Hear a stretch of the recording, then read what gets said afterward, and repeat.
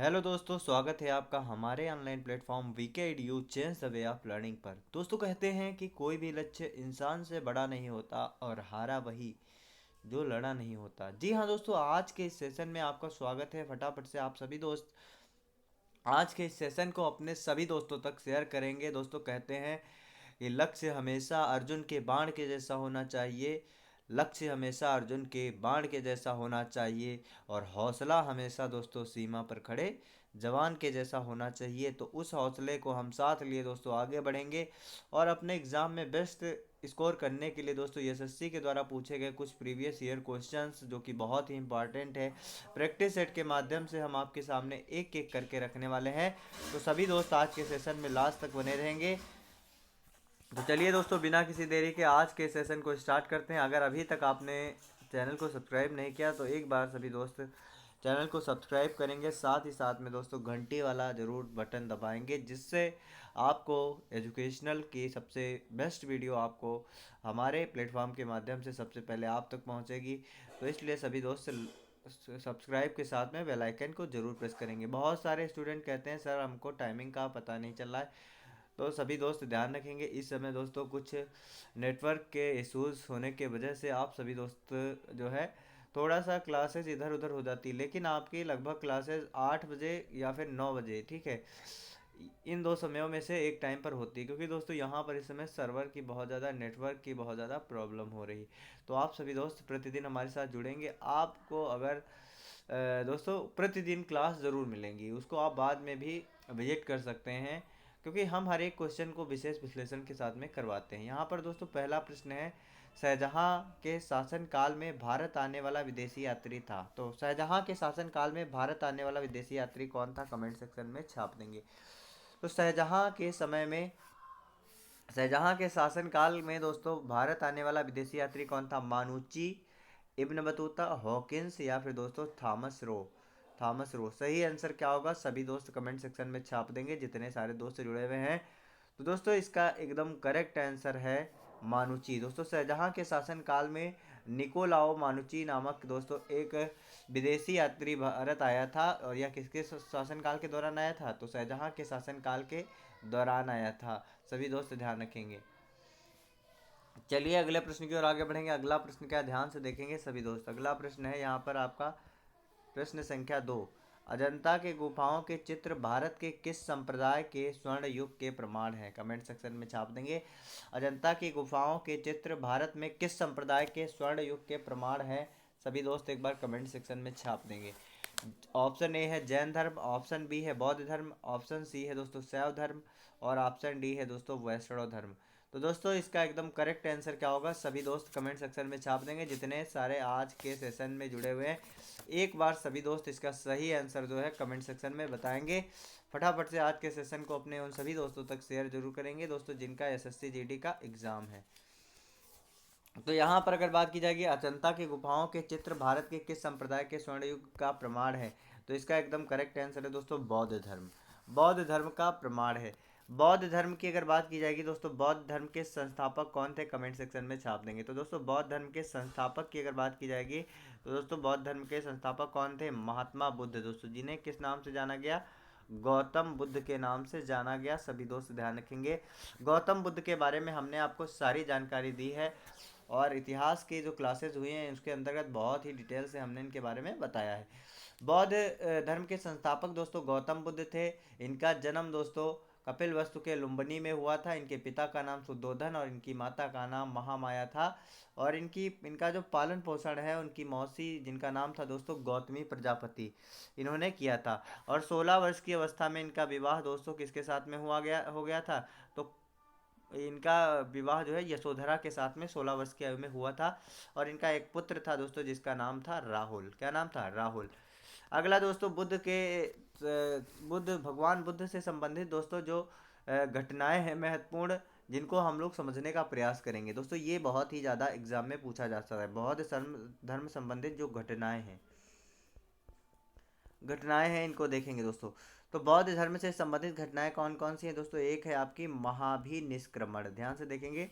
महाभिनिष्क्रमण। तो दोस्तों महाभिनिष्क्रमण की बात की जाएगी तो यह दोस्तों वह घटना है जिसके दौरान दोस्तों भगवान बुद्ध ने गृह त्याग किया था। क्या किया था?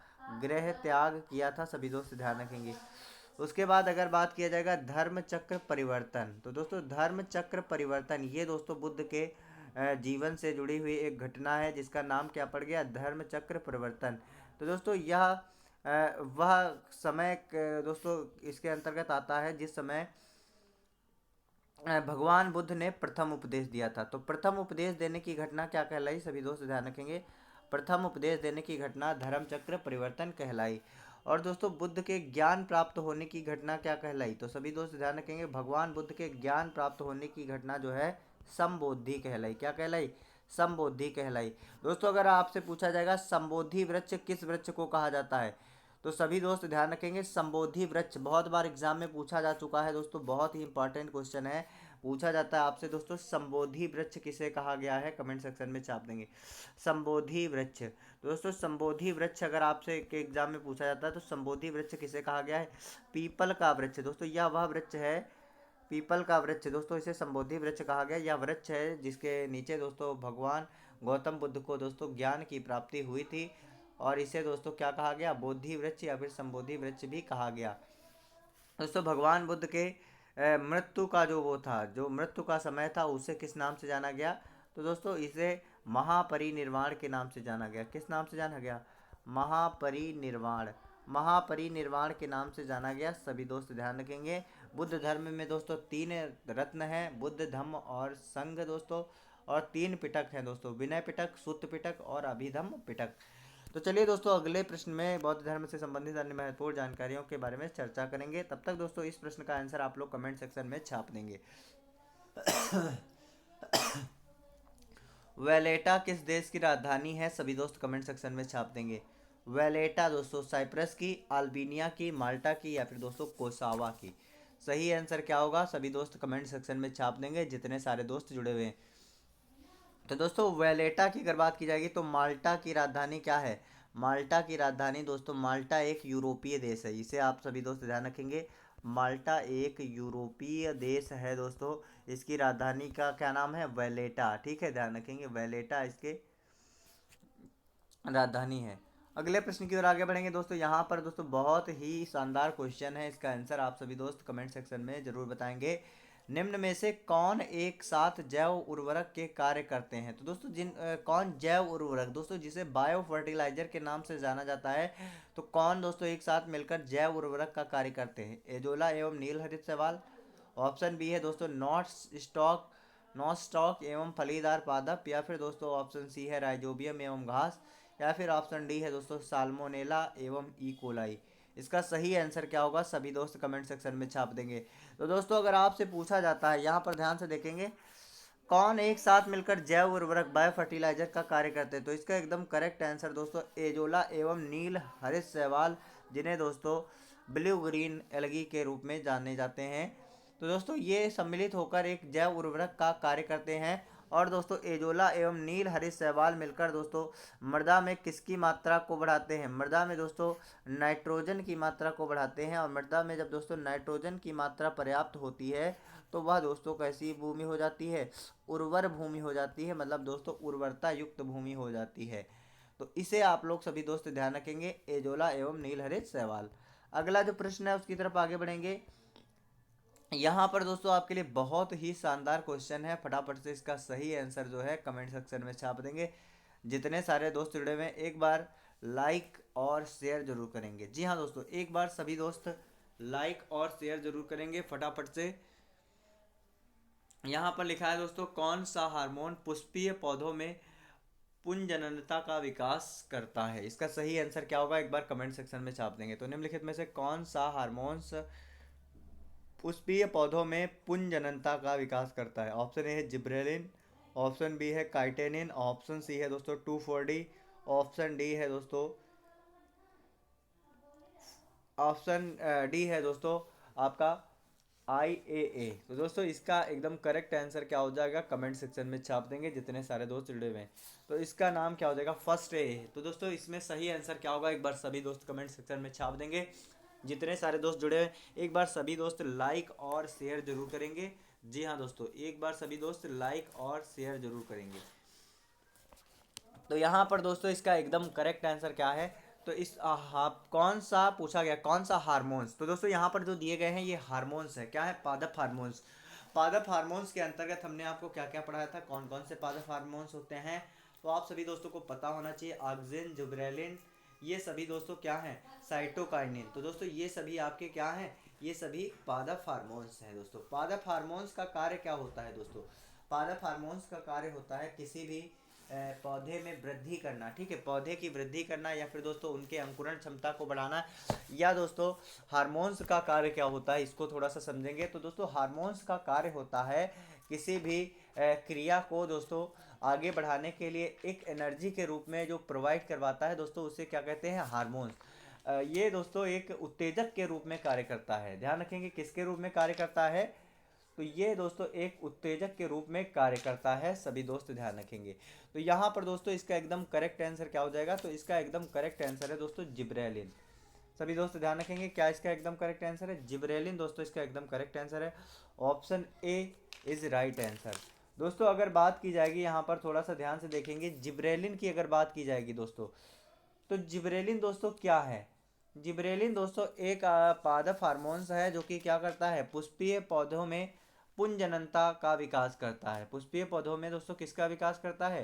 पुंजननता का विकास करता है। जिब्रेलिन की खोज किसने की है? एक बार कमेंट सेक्शन में छाप देंगे। कई बार आपके एग्जाम में पूछा जा चुका है दोस्तों, जिब्रेलिन की खोज किसने की है? तो दोस्तों जिब्रेलिन की खोज की अगर बात की जाएगी तो जिब्रेलिन की खोज दोस्तों कुरोसावा नामक व्यक्ति ने की थी। किसने की थी? कुरोसावा नामक व्यक्ति ने दोस्तों जिब्रेलिन की खोज की थी, इसे आप लोग ध्यान रखेंगे। यहाँ पर दोस्तों कुछ अन्य पादप हार्मोन्स हैं जो कि आपके एग्जाम के लिए बहुत ही महत्वपूर्ण है। तो दोस्तों जैसे कि कुछ अन्य पादप हार्मोन्स हैं, जैसे कि आपका हो गया ऑक्सिन, ठीक है। तो ऑक्सिन दोस्तों एक पादप हार्मोन्स है, इसे आप लोग ध्यान रखेंगे। इसकी खोज दोस्तों किसने की थी? यहाँ पर हम कुछ पादप हार्मोन्स आपको बताएंगे जो कि आपके एग्जाम के लिए बहुत ही इंपॉर्टेंट है। तो जिब्रेलिन की खोज किसने की? कुरोसावा ने की, ठीक है। और यह दोस्तों पौधे में दोस्तों फूल बनने में मदद करता है, साथ ही साथ में हार्मोन पुष्पीय पौधों में पुंजननता का विकास करता है, ठीक है। और जिब्रेलिन्स कहाँ से निकलते हैं? तो दोस्तों जिब्रेलिन्स किसके बने होते हैं? कवक से बने होते हैं, इसे भी आप लोग ध्यान रखेंगे। यानी कि दोस्तों ये फंगस से बने होते हैं, इसे आप सभी दोस्त ध्यान रखेंगे। अगला दोस्तों अगर आपसे कहा जाता है, यहाँ पर ध्यान से देखेंगे कुछ पादप हार्मोन्स, इनको थोड़ा सा देखने का प्रयास करेंगे जो कि आपके एग्जाम के लिए बहुत ही महत्वपूर्ण है। और दोस्तों कौन से पादप हार्मोन्स का क्या कार्य होता है इसको भी थोड़ा सा समझेंगे, क्योंकि दोस्तों इससे रिलेटेड अब आपके बहुत सारे प्रश्न एसएससी के द्वारा पूछे जाते हैं। जैसे कि आपसे पूछा जाएगा ऑक्सिन। तो दोस्तों ऑक्सिन की अगर बात की जाएगी तो यहाँ पर देखेंगे ऑक्सिन एक तरीके का दोस्तों पादप हार्मोन्स है। इसकी खोज अगर बात की जाएगी तो इसकी खोज दोस्तों डार्विन ने की थी। किसने की थी? डार्विन ने इसकी खोज की थी। और यह पौधे की वृद्धि को नियंत्रित करता है। ध्यान रखेंगे सभी दोस्त, यह पौधे की वृद्धि को नियंत्रित करता है। तो पौधे की वृद्धि को नियंत्रित करने वाला हार्मोन्स कौन सा है? तो दोस्तों सभी दोस्त ध्यान रखेंगे ऑक्सिन। अगला दोस्तों यह खरपतवार को नष्ट करता है, इसे भी ध्यान रखेंगे। खरपतवार को नष्ट करने के लिए किस हार्मोन्स का प्रयोग किया जाता है? तो खरपतवार को दोस्तों नष्ट करने के लिए ऑक्सिन का यूज किया जाता है। साथ ही साथ में दोस्तों अगर बात की जाएगी इसमें, तो यह फसलों को गिरने से बचाता है। ऑक्सिन दोस्तों एक हार्मोन्स है जो कि फसलों को गिरने से बचाता है। आपको जिब्रेलिन के बारे में मैंने बता दिया। अगर बात की जाएगी दोस्तों साइटोकाइनिन, तो साइटोकाइनिन दोस्तों एक आपका पादप हार्मोन्स है। तो इसके बारे में भी दोस्तों जो महत्वपूर्ण जानकारी है इसे भी हम लोग समझने का प्रयास करेंगे। साइटोकाइनिन की अगर बात की जाएगी तो साइटोकाइनिन की खोज किसने की थी दोस्तों? इसकी खोज दोस्तों मिलर नामक वैज्ञानिक ने की थी। किसने की थी? मिलर नामक वैज्ञानिक ने की थी। और साथ ही साथ में यह दोस्तों क्या होता है? यह आरएनए में प्रोटीन के निर्माण में सहायक होता है। ध्यान रखेंगे आरएनए में प्रोटीन के निर्माण में सहायक कौन होता है? तो प्रोटीन के निर्माण में दोस्तों साइटोकाइनिन सहायक होता है। अगला दोस्तों एक आपका है एब्सिसिक एसिड, इसे भी ध्यान रखेंगे। एब्सिसिक एसिड, एब्सिसिक एसिड दोस्तों, एब्सिसिक एसिड की अगर बात की जाएगी तो सभी दोस्त ध्यान रखेंगे। एब्सिसिक एसिड आपका दोस्तों कैसा हार्मोन्स है? यह दोस्तों एक तरीके का आपका पत्तियों के विलगन की जो है मुख्य भूमिका यह निभाता है। और यह पुष्पन में बाधक होता है। किसमें बाधक होता है? पुष्पन की क्रिया में दोस्तों यह बाधक होता है। पुष्पन की क्रिया में दोस्तों यह क्या होता है, बाधक होता है। एनिलीन दोस्तों एक तरीके का पादप हार्मोन्स है जो कि दोस्तों किसके लिए यूज़ किया जाता है, तो दोस्तों यह फलों के पकाने के लिए यूज़ किया जाता है। बहुत बार आपके एग्जाम में पूछा जा चुका है दोस्तों, एथिलीन कौन सा है, एथिलीन। तो दोस्तों एथिलीन को दोस्तों किसके लिए यूज़ किया जाता है, फलों को पकाने के लिए। दोस्तों फलों को पकाने के लिए किस हार्मोन्स का प्रयोग किया जाता है, तो दोस्तों फलों को पकाने के लिए एथिलीन हार्मोन्स का प्रयोग किया जाता है। चलिए दोस्तों अगले प्रश्न की ओर आगे बढ़ेंगे फटाफट से। आप सभी दोस्त आज के सेशन को लाइक और शेयर जरूर करेंगे। दोस्तों हमने इस क्लास में देखा किसके बारे में, तो दोस्तों इसमें हमने देखा दोस्तों कुछ प्रमुख पादप हार्मोन्स के बारे में। अगर बात की जाएगी दोस्तों 2,4-D, यहाँ पर देखेंगे 2,4-D। तो 2,4-D दोस्तों एक है खरपतवार नाशी, क्या है, खरपतवार नाशी। खरपतवार को नष्ट करने के लिए दोस्तों किसका यूज़ किया जाता था, 2,4-D। दोस्तों इसे अभी भारत में दोस्तों पूरी तरीके से बैन कर दिया गया, क्योंकि दोस्तों यह दोस्तों बहुत ही विषाक्त रसायन है दोस्तों, जिसके यूज से क्या होता है, जिससे यूज से दोस्तों मानव के जनजीवन पर दोस्तों बहुत ही बुरा प्रभाव पड़ता है, जिसके कारण दोस्तों 2,4-D को पूरी तरीके से बैन कर दिया गया है। अगला जो प्रश्न है उसकी तरफ आगे बढ़ेंगे दोस्तों। अगला है, निम्न में से कौन सा प्रदूषण भारहीन अपशिष्ट है, कमेंट सेक्शन में छाप देंगे। तो कौन सा प्रदूषण दोस्तों भारहीन अपशिष्ट है, सभी दोस्त बताएंगे। कौन सा प्रदूषण भारहीन अपशिष्ट है, सभी दोस्त बताएंगे। जैविक अपशिष्ट, वाहित मल, ऑप्शन सी है दोस्तों कीटनाशक, ऑप्शन डी है ध्वनि एवं रेडियो धर्मी अपशिष्ट। सही आंसर क्या होगा, सभी दोस्त एक बार कमेंट सेक्शन में छाप देंगे। तो दोस्तों इसका एकदम करेक्ट आंसर क्या होगा, एक बार सभी दोस्त बताएंगे। जितने सारे दोस्त आज के सेशन में जुड़े हैं एक बार लाइक और शेयर जरूर करेंगे। तो दोस्तों इसका एकदम करेक्ट आंसर है ध्वनि एवं रेडियो धर्मी अपशिष्ट। तो दोस्तों ये कैसे हैं, भारहीन अपशिष्ट होते हैं, क्योंकि जैविक अपशिष्ट में दोस्तों भार होता है वाहित मल में दोस्तों, लेकिन दोस्तों ध्वनि और रेडियो धर्मी जो अपशिष्ट होते हैं ये दोस्तों कैसे होते हैं, भारहीन होते हैं। कैसे होते हैं, भारहीन होते हैं, सभी दोस्त ध्यान रखेंगे। ये दोस्तों किसके माध्यम से फैलते हैं, दोस्तों ये वायु के माध्यम से फैलते हैं। जो ध्वनि एवं रेडियोधर्मी अपशिष्ट हैं किसके माध्यम से फैलते हैं, वायु के माध्यम से फैलते हैं, और ये भारहीन होते हैं। इन प्रदूषणों से दोस्तों क्या हानि होती है, तो दोस्तों इन प्रदूषणों से दोस्तों कौन से विकार उत्पन्न होते हैं, तो दोस्तों मानसिक रोग उत्पन्न होते हैं। दोस्तों अगर आप किसी के पड़ोसी के घर के सामने अगर दोस्तों रोज डीजे बजाएंगे तो दोस्तों मानसिक रूप से वो क्या हो जाएगा, डिस्टर्ब हो जाएगा। ठीक है, इस तरीके से समझ सकते हैं। तो अगर ध्वनि प्रदूषण होता है तो दोस्तों लोग सबसे ज़्यादा किस किस समस्या बनती है, तो मानसिक बीमारियां उत्पन्न होती हैं। ठीक है, तो कृपया अपने पड़ोसी को मानसिक रूप से दोस्तों ध्वनि प्रदूषण से जो है ग्रसित ना होने दें, और ध्वनि प्रदूषण से खुद बचें और अपने पड़ोसी को भी दोस्तों बचाएं। दोस्तों ये एक जोक था खाली। चलिए दोस्तों अगले प्रश्न की ओर आगे बढ़ेंगे फटाफट से। आप सभी लोग लाइक और शेयर जरूर करेंगे। अगला प्रश्न है, भारत की किस नदी को वृद्ध गंगा भी कहा जाता है, कमेंट सेक्शन में छाप देंगे। कृष्णा, कावेरी, नर्मदा या फिर गोदावरी। तो भारत की किस नदी को वृद्ध गंगा, दोस्तों वृद्ध गंगा का मतलब दोस्तों बूढ़ी गंगा। ठीक है, तो वृद्ध का मतलब होता था बूढ़ा बूढ़ी। ठीक है, तो बूढ़ी गंगा किसे कहा जाता है, कमेंट सेक्शन में छाप देंगे। कृष्णा, कावेरी, नर्मदा, गोदावरी। सही आंसर क्या होगा, एक बार सभी दोस्त कमेंट सेक्शन में छाप देंगे। कौन सी नदी, ध्यान से देखेंगे, कौन सी नदी को वृद्ध गंगा भी कहा जाता है, भारत की किस नदी को वृद्ध गंगा भी कहा जाता है, तो दोस्तों इसका एकदम करेक्ट आंसर है गोदावरी नदी। गोदावरी नदी को दोस्तों क्या कहा जाता है, गोदावरी नदी को दोस्तों क्या कहा जाता है, वृद्ध गंगा भी कहा जाता है। सभी दोस्त ध्यान रखेंगे, वृद्ध गंगा भी कहा जाता है। गोदावरी नदी की अगर बात की जाएगी तो इसे दोस्तों और क्या कहा जाता है, तो दोस्तों वृद्ध गंगा गोदावरी नदी को, और साथ ही साथ में दोस्तों इसे क्या कहा जाता है, दक्षिण गंगा। तो दोस्तों दक्षिण गंगा के नाम से कौन सी नदी फेमस है, तो दक्षिण गंगा के नाम से दोस्तों गोदावरी नदी जो है प्रसिद्ध है। सभी दोस्त ध्यान रखेंगे। और गोदावरी नदी का उद्गम कहाँ से होता है, कमेंट सेक्शन में छाप देंगे। तो दोस्तों गोदावरी नदी के उद्गम की अगर बात की जाएगी तो इसका उद्गम दोस्तों नासिक से होता है। कहाँ से होता है, नासिक से। और नासिक आपका कहाँ पर पड़ता है, महाराष्ट्र में पड़ता है। सभी दोस्त ध्यान रखेंगे। और महाराष्ट्र की राजधानी क्या है, मुंबई दोस्तों, जहाँ पर जिसे दोस्तों फिल्म की नगरी भी कहा जाता है, जैसा कि आप सभी दोस्तों को पता है। तो दोस्तों नासिक में दोस्तों एक प्रसिद्ध मंदिर बना हुआ है दोस्तों, जिसे किस नाम से जाना गया है, त्र्यंबकेश्वर के नाम से जाना गया है। अगला आप सभी दोस्तों को बहुत अच्छे तरीके से समझ में आ रहा होगा, एक बार सभी दोस्त लाइक और शेयर जरूर करेंगे। यहाँ पर दोस्तों साइड में एक लिखा हुआ है नर्मदा, तो इसका एकदम करेक्ट आंसर है गोदावरी। नर्मदा नदी की अगर बात की जाएगी तो सभी दोस्त ध्यान से देखेंगे, नर्मदा नदी दोस्तों कहाँ से बहती है, तो दोस्तों नर्मदा नदी विंध्याचल और सतपुड़ा के मध्य से होकर निकलती है। ध्यान रखेंगे, विंध्याचल, विंध्याचल, विंध्याचल और सतपुड़ा के मध्य से कौन सी नदी होकर गुजरती है, और सतपुड़ा, सतपुड़ा पर्वत के मध्य से कौन सी नदी गुजरती है, तो दोस्तों इसका एकदम करेक्ट आंसर है नर्मदा नदी। कौन सी नदी है, नर्मदा नदी है, ध्यान रखेंगे।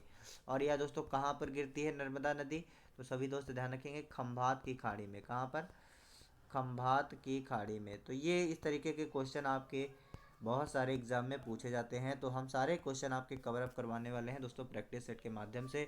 तो लगातार आप सभी दोस्त हमारे साथ बने रहेंगे और एकदम बेस्ट तरीके से अपनी तैयारी करेंगे। अगला जो प्रश्न है उसकी तरफ आगे बढ़ेंगे, फटाफट से कमेंट सेक्शन में छाप देंगे।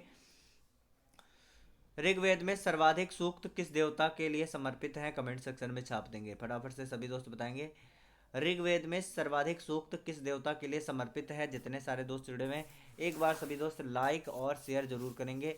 ऑप्शन ए है दोस्तों इंद्र, ऑप्शन बी है दोस्तों वरुण, ऑप्शन सी है दोस्तों अग्नि और ऑप्शन डी है रुद्र। तो सही आंसर क्या होगा, एक बार सभी दोस्त कमेंट सेक्शन में छाप देंगे।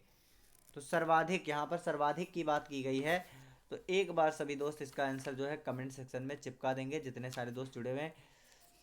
तो दोस्तों ऋग्वेद में सर्वाधिक सूक्त किस देवता के लिए अंकित किए गए हैं, तो इसका एकदम करेक्ट आंसर है दोस्तों भगवान इंद्र। तो क्योंकि दोस्तों भगवान इंद्र को ऋग्वेद का दोस्तों प्रमुख देवता माना गया है, जैसा कि आप सभी दोस्तों को पता है ऋग्वेद का कौन प्रमुख देवता किसे माना गया है, तो ऋग्वेद का दोस्तों प्रमुख देवता किसे माना गया, इंद्र को ऋग्वेद का प्रमुख देवता माना गया है। तो इसका एकदम करेक्ट आंसर हो जाएगा ऑप्शन ए। ऋग्वेद का प्रमुख देवता कौन है, इंद्र है, सभी दोस्त ध्यान रखेंगे। और बाद में दोस्तों जब आपका कौन सा एक आया दोस्तों ऋग वैदिक काल, उसके बाद दोस्तों आया आपका उत्तर वैदिक काल। उत्तर वैदिक काल में दोस्तों कौन देवता प्रमुख बने थे, तो दोस्तों उत्तर वैदिक काल में यहाँ पर ध्यान से देखेंगे, पूर्व वैदिक काल और उत्तर वैदिक काल। उत्तर वैदिक काल जब दोस्तों आया तो यहाँ पर देखेंगे तो उस समय इंद्र की जगह पर कौन देवता प्रमुख हो गए थे, नासित्य। कौन हो गए थे, जिनका नाम दोस्तों इंद्र की जगह पर हो गए थे प्रजापति। क्या नाम था, प्रजापति। इंद्र का स्थान प्रजापति ने ले लिया था। ऋग्वेद की अगर बात की जाएगी दोस्तों, यहाँ पर ऋग्वेद की बात की गई है, तो ऋग्वेद के बारे में कुछ प्रमुख जानकारी हम आपके साथ में साझा करेंगे। इंद्र को दोस्तों इन्हें युद्ध का नेता तथा वर्षा के देवता के रूप में जाना जाता था। ऋग्वेद दोस्तों सबसे बड़ा है, क्या कहेंगे, सबसे बड़ा कौन सा वेद है, ऋग्वेद। सबसे पुराना कौन सा है दोस्तों, ऋग्वेद। अगर बात की जाएगी ऋग्वेद की, तो इसमें दोस्तों कितने, ऋग्वेद की अगर बात की जाएगी तो दोस्तों इसमें कितने मंडल हैं, तो सभी दोस्त ध्यान रखेंगे ऋग्वेद में 10 मंडल हैं दोस्तों। अगर बात की जाएगी ऋग्वेद में कितने सूक्त हैं, तो दोस्तों इसमें कितने सूक्त हैं, तो 10 28 1028 सूक्त हैं दोस्तों। अगर बात की जाएगी इसमें कितनी ऋचाएँ हैं, तो दोस्तों इसमें लगभग दोस्तों 10,600 ऋचाएँ हैं। कितनी, 10,600 ऋचाएँ हैं, सभी दोस्त ध्यान रखेंगे। अगला दोस्तों अगर बात की जाएगी ऋग्वेद की, तो ऋग्वेद जो है आपका, ठीक है, तो ऋग्वेद में दोस्तों क्या खास बात थी, यहाँ पर थोड़ा सा समझने का प्रयास करेंगे। ऋग्वेद के दोस्तों किस मंडल में गायत्री मंत्र का उल्लेख किया गया, कमेंट सेक्शन में छाप देंगे दोस्तों। ऋग्वेद के किस मंडल में दोस्तों गायत्री मंत्र का उल्लेख किया गया, तो दोस्तों ऋग्वेद के तीसरे मंडल में दोस्तों किसका उल्लेख किया गया, कमेंट सेक्शन में छापेंगे। ऋग्वेद के तीसरे मंडल में दोस्तों किसका उल्लेख किया गया, गायत्री मंत्र का। गायत्री मंत्र का उल्लेख किया गया। यह दोस्तों किसे समर्पित है, सावित्री देवी को समर्पित है। यह मंत्र किसे समर्पित है, सावित्री देवी को समर्पित है। और साथ ही साथ में दोस्तों सूर्य देवता को समर्पित है। किसे समर्पित है, सूर्य देवता को समर्पित है। अगला दोस्तों ऋग्वेद की अगर बात की जाएगी, ऋग्वेद में दोस्तों किसका वर्णन किया गया, इसका एकदम करेक्ट आंसर इंद्र।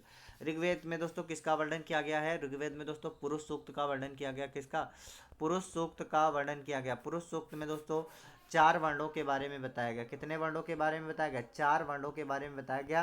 पुरुष सूक्त का वर्णन दोस्तों किस भाग में है, तो दोस्तों पुरुष सूक्त का वर्णन ऋग्वेद के किस भाग में है, तो दोस्तों किस मंडल में है, तो दोस्तों इसका वर्णन दोस्तों ऋग्वेद के 10वें मंडल में है। किस मंडल में, 10वें मंडल में है, जिसमें दोस्तों पुरुष सूक्त के अंतर्गत जो है मनुष्य जात के 4 वर्णों का वर्णन किया गया है दोस्तों। 4 वर्ण ये कौन कौन से हैं, इनका वर्ण दोस्तों 4 वर्णों को विभाजित किया गया उनके कर्मों के आधार पर, जैसे कि कौन कौन से बने, तो ब्राह्मण, क्षत्रिय और वैश्य और शूद्र, ठीक है। अगला दोस्तों ऋग्वेद की अगर बात की जाएगी तो सभी दोस्त साथ ही साथ में देखेंगे ऋग्वेद में दोस्तों दशराग युद्ध का उल्लेख किया गया है। किस युद्ध का, दशराग्य युद्ध बहुत बार पूछा गया। दशराग्य युद्ध का उल्लेख किसमें किया गया? ऋग्वेद में। और दशराग्य युद्ध दोस्तों किस मंडल में इसका उल्लेख किया गया? तो सभी दोस्त ध्यान रखेंगे 7वें मंडल में इसका उल्लेख किया गया। और साथ ही साथ में दोस्तों यह युद्ध किसके मध्य हुआ था? तो दोस्तों सभी दोस्त 10 राज्य, तो 10 राजाओं और राजा सुदास के मध्य में हुआ था। 10 राजाओं और राजा सुदास के मध्य में हुआ था, और जिसमें विजय किसकी हुई थी? तो सुदास की इसमें विजय हुई थी। और इसमें 10 राजाओं का नेतृत्व किसने किया था? तो विश्वामित्र ने इनका नेतृत्व किया था। और दसराग युद्ध दोस्तों किस नदी के किनारे हुआ था? तो दोस्तों यह परशुड़ी नदी के किनारे हुआ था। किस नदी के किनारे? परशुड़ी नदी के किनारे। बहुत बार पूछा जाने वाला प्रश्न। तो दसराग युद्ध दोस्तों परशुड़ी नदी के किनारे हुआ था। परशुड़ी नदी को वर्तमान समय में किस नाम से जानते हैं? रावी नदी के नाम से जानते हैं। सभी दोस्त ध्यान रखेंगे। चलिए अगला प्रश्न क्या है उसकी तरफ आगे बढ़ेंगे। फटाफट से आप सभी दोस्त लाइक और शेयर करते रहेंगे और प्रश्नों के आंसर देते रहेंगे। भारत में सर्वाधिक वन किस राज्य में है? बताएंगे। उड़ीसा, महाराष्ट्र, मध्य प्रदेश या फिर दोस्तों असम।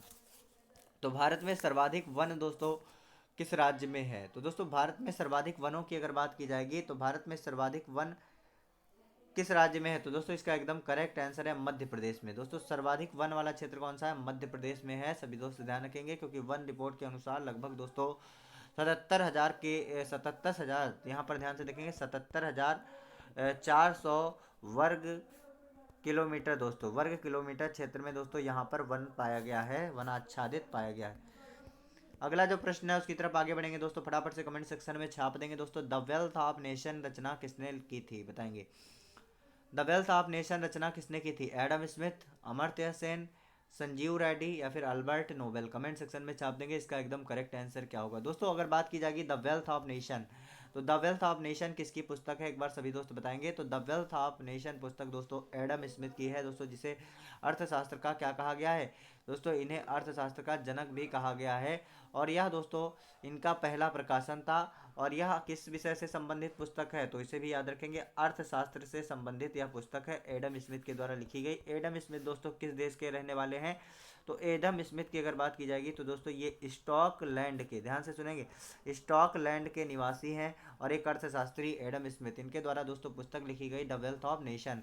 अगर बात की जाएगी दोस्तों अमर्त्य सेन को, तो दोस्तों अमर्त्य सेन भारत के पहले ऐसे व्यक्ति हैं, भारत के पहले व्यक्ति दोस्तों, पहले व्यक्ति जिन्हें दोस्तों अर्थशास्त्र का नोबेल पुरस्कार मिला, इकोनॉमिक का क्या मिला? नोबेल प्राइज मिला। सभी दोस्त ध्यान रखेंगे, तो यह भी दोस्तों बहुत ही इंपॉर्टेंट है।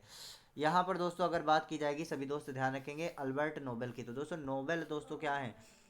Albert Nobel. तो दोस्तों अल्बर्ट नोबेल एक वैज्ञानिक थे दोस्तों जिनके नाम से नोबेल पुरस्कार जो है स्टार्ट हुआ। और नोबेल पुरस्कार की अगर बात की जाएगी तो नोबेल पुरस्कार दोस्तों कब से स्टार्ट किया गया? एक बार कमेंट सेक्शन में छाप देंगे जितने सारे दोस्त जुड़े हुए हैं। एक बार सभी दोस्त बताएंगे नोबेल पुरस्कार दोस्तों कब से प्रारंभ हुआ? सभी दोस्त कमेंट सेक्शन में छाप देंगे। नोबेल पुरस्कार से रिलेटेड दोस्तों बहुत सारे प्रश्न आपके एग्जाम में पूछे जा रहे हैं, बहुत सारे, क्योंकि स्टैटिक जीके के पोर्शन से दोस्तों आपके बहुत सारे प्रश्न बन रहे हैं, जैसा कि आप सभी दोस्तों को पता है। अगर आप दोस्तों प्रतिदिन हमारे साथ में प्रैक्टिस सेट के साथ में जुड़ेंगे और एकदम बेस्ट तैयारी करना चाहेंगे तो इसके माध्यम से हम आपके बहुत सारे क्वेश्चन दोस्तों स्टैटिक जीके के टेस्ट सीरीज के माध्यम से कंप्लीट करवाने वाले हैं, जिससे आप सभी दोस्त अपने एग्जाम में जाकर बहुत ही अच्छा स्कोर करके आएँ। और दोस्तों एक बार अगर अभी तक आपने हमारे चैनल को सब्सक्राइब नहीं किया है तो एक बार सब्सक्राइब जरूर करेंगे। तो दोस्तों अल्बर्ट नोबेल की अगर बात की जाएगी तो सभी दोस्त ध्यान रखेंगे अल्बर्ट नोबेल। तो अल्बर्ट नोबेल दोस्तों कौन था? दोस्तों अल्बर्ट नोबेल एक वैज्ञानिक था दोस्तों जिसने बहुत सारे आविष्कार किए, बहुत सारे आविष्कार किए थे। और इन्होंने अपने नाम से दोस्तों एक फाउंडेशन की स्थापना की थी जिसका नाम क्या था दोस्तों? Nobel foundation. कौन सी फाउंडेशन की स्थापना हुई थी दोस्तों? नोबेल फाउंडेशन की स्थापना हुई थी, और जिसके उससे दोस्तों नोबेल पुरस्कार दोस्तों स्टार्ट हुआ था। तो नोबेल पुरस्कार के बारे में दोस्तों हम आपको कुछ प्रमुख जानकारी देना चाहते हैं जिसके माध्यम से आप लोग इसके बारे में सब कुछ डिटेल से समझ सके। अगर दोस्तों बात की जाएगी नोबेल प्राइज़ की, तो यहाँ पर ध्यान से देखेंगे नोबेल पुरस्कार दोस्तों, नोबेल पुरस्कार किसके नाम से? तो दोस्तों नोबेल पुरस्कार अल्फ्रेड नोबेल, ठीक, अल्फ्रेड नोबेल, अल्फ्रेड नोबेल के नाम से दोस्तों यह पुरस्कार दिया जाता है। ये वैज्ञानिक थे, इन्होंने दोस्तों डायनामाइट की खोज की थी। और नोबेल पुरस्कार दोस्तों कब इसकी स्थापना की गई थी दोस्तों, सभी दोस्त ध्यान रखेंगे। तो इसकी स्थापना 1901 में, कब की गई थी, 1901 में दोस्तों इसकी स्थापना हुई थी। और दोस्तों अल्फ्रेड नोबेल ये कहाँ के रहने वाले हैं, तो दोस्तों स्वीडन स्टॉकहोम, सभी दोस्त ध्यान रखेंगे, स्वीडन स्टॉकहोम। तो दोस्तों इसीलिए इन्हें दोस्तों स्वीडिश वैज्ञानिक अल्फ्रेड नोबेल कहा गया है, स्वीडन स्टॉकहोम। अगला दोस्तों अगर बात की जाएगी नोबेल पुरस्कार की, दोस्तों नोबेल पुरस्कार की बात की जाएगी तो भारत में सबसे पहले नोबेल पुरस्कार किसे मिला, कमेंट सेक्शन में छाप देंगे। भारत में पहला किसे मिला, तो सभी दोस्त ध्यान रखेंगे, रविंद्रनाथ टैगोर, आर्यन टैगोर को दोस्तों पहला नोबेल पुरस्कार, भारत में पहले व्यक्ति हैं जिन्हें दोस्तों नोबेल पुरस्कार से सम्मानित किया गया। और इन्हें दोस्तों किस क्षेत्र से संबंधित मिला, साहित्य के क्षेत्र से, लिटरेचर दोस्तों, लिटरेचर से संबंधित दोस्तों इन्हें नोबेल पुरस्कार मिला। और इन्हें नोबेल पुरस्कार से दोस्तों कब सम्मानित किया गया, 1910 में दोस्तों इन्होंने अपना जो है गीतांजलि काव्य को प्रकाशित किया था, जिसके लिए दोस्तों इन्हें 1913 में, ध्यान रखेंगे सभी दोस्तों, 1913 में दोस्तों इन्हें नोबेल पुरस्कार से सम्मानित किया गया, रविन्द्रनाथ टैगोर। अगला दोस्तों अगर बात की जाएगी दोस्तों भौतिक विज्ञान का, दोस्तों अगर बात की जाएगी फिजिक्स का नोबेल पुरस्कार पाने वाले पहले व्यक्ति कौन है, तो दोस्तों सभी दोस्त ध्यान रखेंगे, सीवी रमन। कौन, सर सीवी रमन को दोस्तों किसका नोबेल पुरस्कार मिला था, तो फिजिक्स का नोबेल पुरस्कार मिला, क्योंकि दोस्तों इन्होंने रमन प्रभाव की खोज की थी, रमन प्रभाव की खोज की थी, जिसके लिए इन्हें दोस्तों 1930 में नोबेल पुरस्कार मिला था।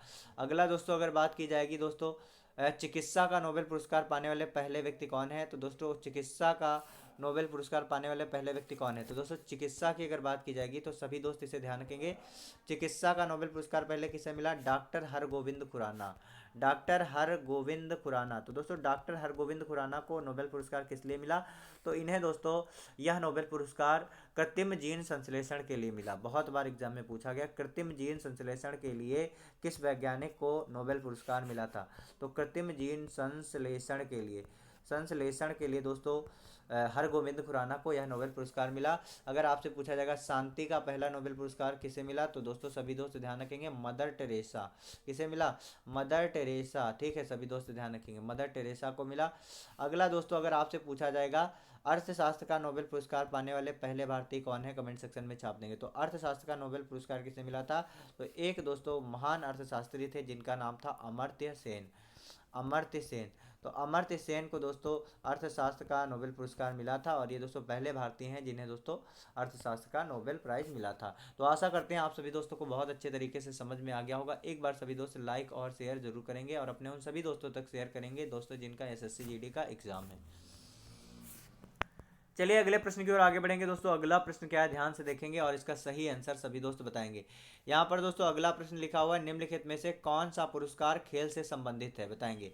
निम्नलिखित में से कौन सा पुरस्कार खेल से संबंधित है, ऑस्कर पुरस्कार, अर्जुन पुरस्कार, तानसेन सम्मान, या फिर दोस्तों स्वर्ण कमल पुरस्कार। तो सही आंसर क्या होगा, सभी दोस्त कमेंट सेक्शन में छाप देंगे। तो कौन सा पुरस्कार दोस्तों यहाँ पर पूछा गया है, कौन सा पुरस्कार दोस्तों खेल से संबंधित है, तो दोस्तों खेल से संबंधित कौन सा पुरस्कार है, तो इसका एकदम करेक्ट आंसर है दोस्तों अर्जुन पुरस्कार। अर्जुन पुरस्कार किससे संबंधित है, दोस्तों खेल से संबंधित पुरस्कार है, सभी दोस्त ध्यान रखेंगे। अर्जुन पुरस्कार कब से स्टार्ट किया गया, 1961 से इसकी दोस्तों स्टार्टिंग हुई थी। और साथ ही साथ में अर्जुन पुरस्कार के दौरान दोस्तों 5 लाख रुपए नगद दिया जाता है, साथ ही साथ में एक प्रशस्ति पत्र दिया जाता है। क्या दिया जाता है, प्रशस्ति पत्र दिया जाता है। और यह सम्मान दोस्तों किसके द्वारा दिया जाता है, यह दोस्तों अंतर्राष्ट्रीय स्तर पर दिया जाने वाला एक सम्मान है। अगला दोस्तों यहाँ पर सभी दोस्त ध्यान रखें, अगर बात की जाएगी ऑस्कर अवार्ड, दोस्तों ऑस्कर अवार्ड किस क्षेत्र से संबंधित है, सभी दोस्त कमेंट सेक्शन में छाप देंगे जितने सारे दोस्त जुड़े हुए। तो ऑस्कर अवार्ड किस क्षेत्र से संबंधित है, फटाफट से सभी दोस्त बताएंगे। तो ऑस्कर अवार्ड की बात की जाएगी तो ऑस्कर अवार्ड दोस्तों कब से स्टार्ट हुआ, 1929 में दोस्तों ऑस्कर अवार्ड स्टार्ट हुआ।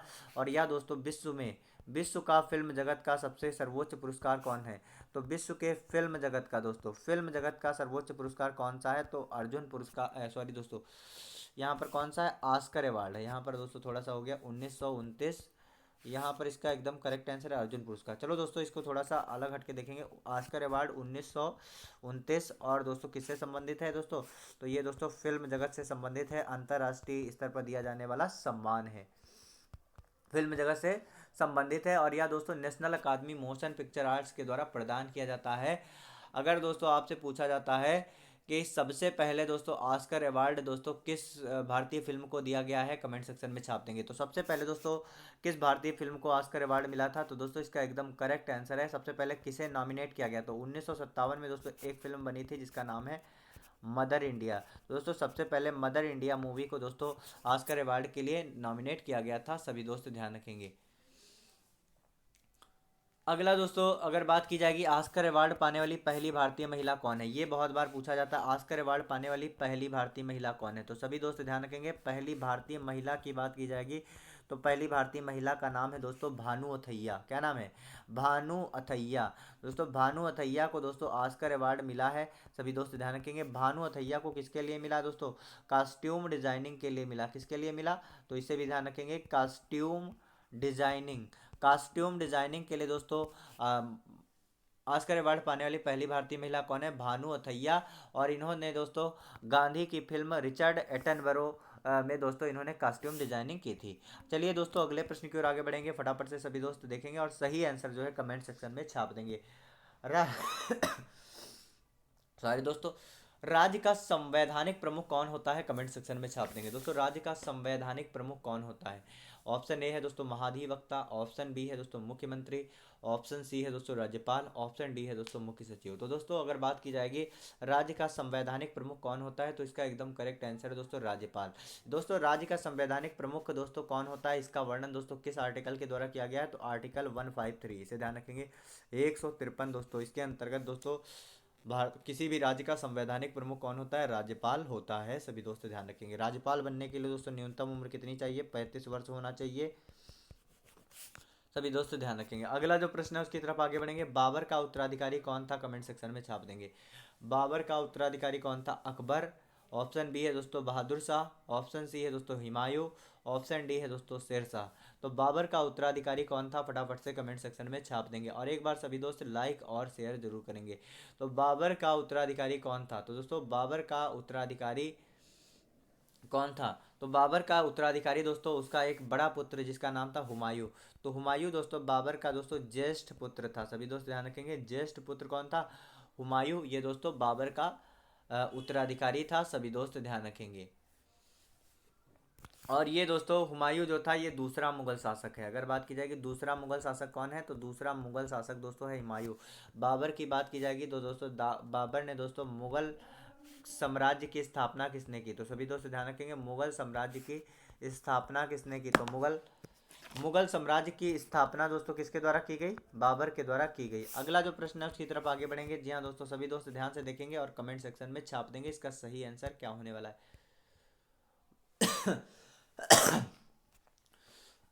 अगला क्वेश्चन है दोस्तों, भूकंप की कौन सी तरंग सर्वाधिक विनाशक होती है, कमेंट सेक्शन में छाप देंगे। तो दोस्तों भूकंप की कौन सी तरंग बहुत ही ज़्यादा विनाशक होती है, तो इसका एकदम करेक्ट आंसर है दोस्तों यल तरंगे। दोस्तों यल तरंगे जो भूकंप की होती हैं सर्वाधिक विनाशक होती हैं, क्योंकि यह दोस्तों केवल धरातली भागों में होती हैं, इनका संचालन केवल धरातली भागों में होता है और साथ ही साथ ये दोस्तों आड़े तिरछे माध्यमों से धक्का देते हुए आगे बढ़ती हैं, इसलिए दोस्तों ये यल तरंगे सर्वाधिक भूकंप की विनाशक तरंगे कही गई हैं।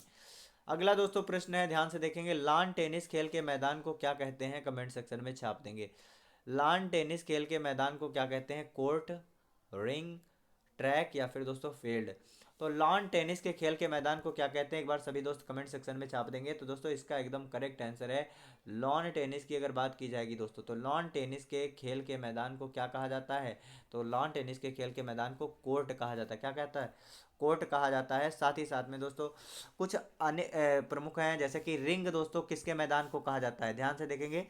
रिंग दोस्तों बॉक्सिंग के मैदान को क्या कहा जाता है, बॉक्सिंग के मैदान को दोस्तों क्या कहा जाता है, रिंग। जैसे दोस्तों जो बॉक्सिंग चैंपियन होता है उसे रिंग चैंपियन भी दोस्तों कहा जाता है। और अगर बात की जाएगी ट्रैक दोस्तों किसका मैदान है, दोस्तों ट्रैक किसका मैदान है, ट्रैक दोस्तों सभी दोस्त ध्यान रखें जाएंगे, ध्यान से देखेंगे, एथलेटिक्स जो होते हैं दोस्तों, एथलेटिक्स के दोस्तों जो मैदान होते हैं उन्हें क्या कहा जाता है, ट्रैक। अगर दोस्तों फील्ड की बात की जाएगी तो दोस्तों फील्ड किसके मैदान को कहा जाता है, तो सभी दोस्तों को पता है फुटबॉल की फील्ड होती है, हॉकी की फील्ड होती है, वॉलीबॉल की फील्ड होती है, क्रिकेट की दोस्तों फील्ड होती है, तो इन सभी के लिए दोस्तों फील्ड का यूज़ किया जाता है। इनके मैदान को क्या कहा जाता है? फील्ड। और कोर्ट दोस्तों लॉन टेनिस। तो इसे आप लोग याद रखेंगे क्योंकि खेल से संबंधित दोस्तों प्रश्न कहीं ना कहीं इनके शब्दावली से अवश्य आपके एग्जाम में पूछे जा रहे हैं, तो इसे भी आप सभी दोस्त याद रखेंगे। कोर्ट दोस्तों लॉन टेनिस का मैदान, रिंग दोस्तों बॉक्सिंग का मैदान, ट्रैक दोस्तों एथलेटिक्स का मैदान, फील्ड दोस्तों फुटबॉल, वॉलीबॉल, हॉकी और क्रिकेट खेलों का मैदान दोस्तों उसको क्या कहते हैं? फील्ड कहते हैं। चलिए दोस्तों अगले प्रश्न की ओर आगे बढ़ेंगे। दोस्तों अगला प्रश्न क्या है? पटाखों में किसके कारण हली लौ निकलती है? कमेंट सेक्शन में छाप देंगे। सोडियम, पोटेशियम, बेरिलियम या फिर दोस्तों मरकरी।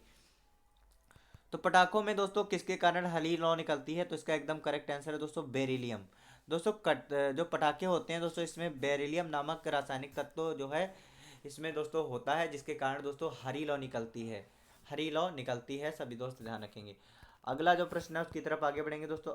यहाँ पर दोस्तों बहुत ही शानदार क्वेश्चन है, इसका आंसर सभी दोस्त कमेंट सेक्शन में छाप देंगे।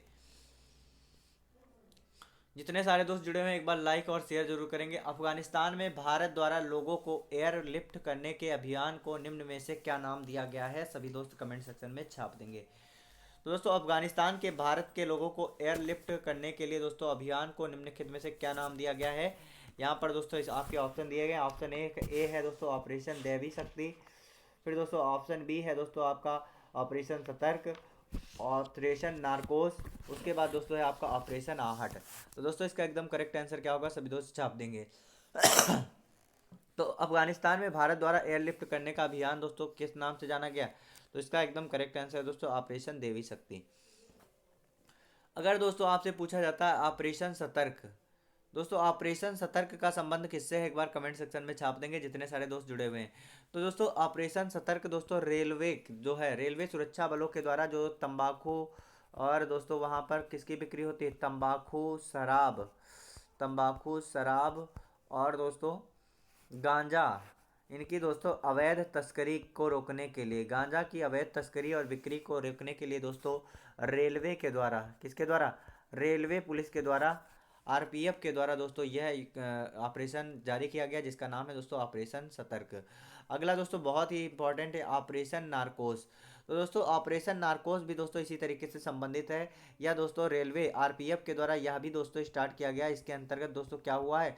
इसके अंतर्गत दोस्तों रेलवे सुरक्षा बल के द्वारा नशीली दवाओं की तस्करी को रोकने के लिए इसे स्टार्ट किया गया है। नशीली दवाओं की तस्करी को रोकने के लिए, नशीली दवाओं की तस्करी रोकने के लिए ऑपरेशन नारकोस स्टार्ट किया गया। ऑपरेशन आहट की अगर बात की जाएगी तो यहाँ पर सभी दोस्त ध्यान रखेंगे। ऑपरेशन आहट दोस्तों किससे संबंधित है? तो ऑपरेशन आहट दोस्तों महिला तथा बच्चों की तस्करी को रोकने के लिए, यहाँ पर ध्यान से देखेंगे, तथा महिला तथा बच्चों की तस्करी को रोकने के लिए कौन सा ऑपरेशन स्टार्ट किया गया? महिला तथा बच्चों की तस्करी को रोकने के लिए दोस्तों ऑपरेशन आहट स्टार्ट किया गया। और यह किसके द्वारा स्टार्ट किया गया? आरपीएफ के द्वारा स्टार्ट किया गया, रेलवे पुलिस फोर्स के द्वारा। और रेलवे पुलिस फोर्स के द्वारा एक और दोस्तों स्टार्ट किया गया, जिस ऑपरेशन का नाम क्या है दोस्तों? ऑपरेशन अमानत। कौन सा चुना गया? ऑपरेशन अमानत। दोस्तों ये बिल्कुल भी आपका, हम इसकी बिल्कुल दोस्तों इससे हम सहमत नहीं हैं, क्योंकि रेलवे वाले दोस्तों अपना खुद का लोटा जो है वो दोस्तों जंजीर से बांध कर रखते हैं। ऑपरेशन आहट कहते हैं अपने सामान की सुरक्षा खुद करें। कितने भी दोस्तों ऑपरेशन चला लिया जाए दोस्तों, लेकिन यात्री का सामान कहाँ से वापस ला कर देंगे, कोई भी दोस्तों इनकी जिम्मेदारी नहीं रहती है। इसमें दोस्तों बहुत सारी सावधानियां रहती हैं। ऑपरेशन दोस्तों बहुत सारे स्टार्ट किए जाते हैं, लेकिन दोस्तों इन पर ज़्यादा वर्क नहीं होता है, उसके पीछे बहुत सारे कारण होते हैं। ऑपरेशन आहट दोस्तों ये स्टार्ट किया गया, ये हमारे एजुकेशन के लिए बहुत ही इंपॉर्टेंट है, इसलिए हमको बताना बहुत ही ज़रूरी है, कई बार एग्जाम में पूछा गया। तो ऑपरेशन आहट के द्वारा दोस्तों यात्रियों के खोए हुए सामान को वापस दिलाने के लिए, यहाँ पर देखेंगे यात्री के खोए हुए सामान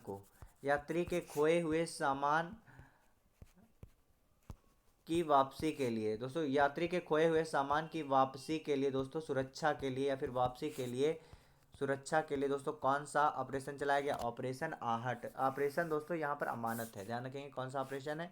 ऑपरेशन अमानत। यहाँ पर अमानत है, ध्यान रखेंगे, ठीक है, ऑपरेशन अमानत। और दोस्तों ये किसके द्वारा स्टार्ट किया गया? तो ये भी दोस्तों आरपीएफ के द्वारा स्टार्ट किया गया, रेलवे पुलिस फोर्स के द्वारा स्टार्ट किया गया। चलिए दोस्तों अगले प्रश्न की ओर आगे बढ़ेंगे, फटाफट से सभी दोस्त बताएंगे। यूक्रेन से फंसे हुए भारतीयों को निकालने के लिए कौन सा ऑपरेशन चलाया गया था, कमेंट सेक्शन में छाप देंगे। तो दोस्तों यूक्रेन में फंसे हुए भारतीयों को निकालने के लिए और इन्हें वापस लाने के लिए दोस्तों कौन सा ऑपरेशन चलाया गया था, तो दोस्तों इस ऑपरेशन का नाम है ऑपरेशन गंगा। ऑपरेशन गंगा दोस्तों यूक्रेन में फंसे हुए भारतीयों को वापस लाने के लिए दोस्तों ऑपरेशन गंगा स्टार्ट किया गया।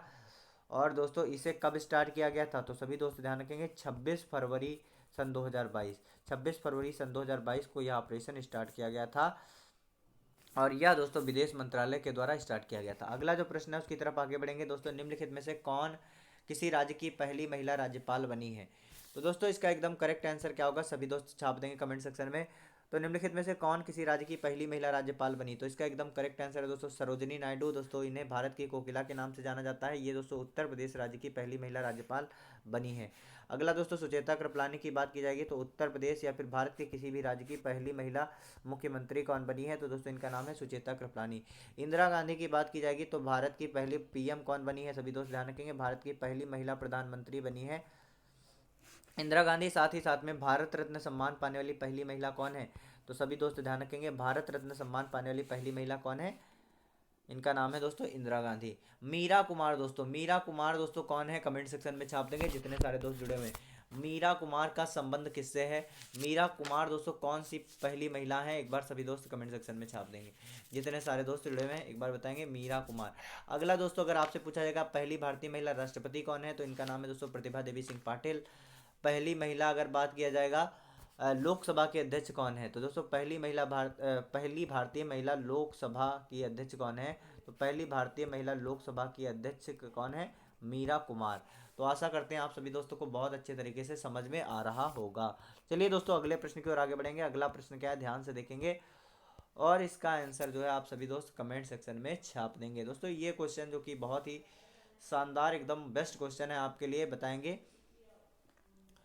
भारत में प्रिंटिंग प्रेस की शुरुआत दोस्तों किसने की थी, फ्रांसीसियों ने, ऑप्शन बी है दोस्तों पुर्तगालियों ने, ऑप्शन सी है दोस्तों डचों ने, ऑप्शन डी है दोस्तों ब्रिटिशों ने। सही आंसर क्या होगा एक बार कमेंट सेक्शन में छाप देंगे। तो दोस्तों भारत में प्रिंटिंग प्रेस की शुरुआत दोस्तों किसने की थी, तो भारत में दोस्तों अगर आपसे पूछा जाता है प्रिंटिंग प्रेस की शुरुआत किसके द्वारा की गई थी, सबसे पहले पुर्तगालियों के द्वारा दोस्तों लगभग दोस्तों 1556 ईस्वी में दोस्तों प्रिंटिंग प्रेस की शुरुआत की गई थी। अगला जो प्रश्न है उसकी तरफ आगे बढ़ेंगे दोस्तों। पांडवानी नृत्य किस राज्य से संबंधित है, कमेंट सेक्शन में छाप देंगे जितने सारे दोस्त जुड़े हुए हैं। पांडवानी नृत्य किस राज्य से संबंधित है, सभी दोस्त इसका सही आंसर जो है कमेंट सेक्शन में छाप देंगे। सभी दोस्त इसका सही आंसर जो है कमेंट सेक्शन में छाप देंगे। पांडवानी नृत्य किस राज्य से संबंधित है, दोस्तों पांडवानी नृत्य की अगर बात की जाएगी तो सभी दोस्त ध्यान रखेंगे पांडवानी नृत्य जो है किससे संबंधित है, तो पांडवानी नृत्य दोस्तों छत्तीसगढ़ से संबंधित है। किससे संबंधित है, छत्तीसगढ़ से दोस्तों संबंधित है पांडवानी नृत्य। तो ऑप्शन ए आपका एकदम करेक्ट आंसर है, सभी दोस्त ध्यान रखेंगे। छत्तीसगढ़ के अन्य कौन कौन से नृत्य हैं सभी दोस्त बताएंगे कमेंट सेक्शन में। तो छत्तीसगढ़ के अन्य प्रमुख नृत्य हैं जैसे कि दोस्तों आपका है टपाली। टपाली कहाँ का लोक नृत्य है, छत्तीसगढ़ का। अगर आपसे पूछा जाएगा कर्मा दोस्तों, कर्मा कहाँ का लोक नृत्य है, छत्तीसगढ़ का। गौड़ी कहाँ का लोक नृत्य है, छत्तीसगढ़ का। अगर दोस्तों आपसे पूछा जाता है झूमर, झूमर कहाँ का लोक नृत्य है, तो दोस्तों ये भी आपका झारखंड का है, सॉरी दोस्तों छत्तीसगढ़ का है। अगला झारखंड के लोक नृत्य को भी दोस्तों हम लोग साथ ही साथ में देखेंगे। तो छऊ नृत्य कहाँ पर होता है, तो सभी दोस्त ध्यान रखेंगे छऊ। सरहुल, सरहुल फेस्टिवल कहाँ पर होता है, कमेंट सेक्शन में छाप देंगे। सरहुल दोस्तों बहुत ही इंपॉर्टेंट है, ये भी दोस्तों किससे संबंधित है, झारखंड से। अगर आपसे दोस्तों पूछा जाता है कर्मा दोस्तों, कर्मा किससे संबंधित है, दोस्तों कर्मा ये झारखंड से भी संबंधित है। अगला दोस्तों यहाँ पर ऑप्शन आपके कौन से, उड़ीसा। तो दोस्तों उड़ीसा से संबंधित कौन कौन से नृत्य हैं एक बार कमेंट सेक्शन में छाप देंगे जितने सारे दोस्त जुड़े हुए हैं। उड़ीसा के नृत्य बताएंगे, साथ ही साथ में गुजरात के नृत्य, इनके नृत्य आप लोग कमेंट सेक्शन में सभी दोस्त बताएंगे। ये आपका दोस्तों वर्क है। फटाफट से सभी दोस्त आज की क्लास को लाइक और शेयर जरूर करेंगे। दोस्तों आज की आपकी क्लास यहीं तक थी, आप सभी दोस्त लास्ट तक बने रहे उसके लिए बहुत बहुत धन्यवाद। दोस्तों कहते हैं कि जब आंखों में अरमान लिया, जब आंखों में अरमान लिया, मंजिल को अपना मान लिया, मुश्किल क्या आसान क्या, जब ठान लिया तो ठान लिया। बहुत बहुत धन्यवाद।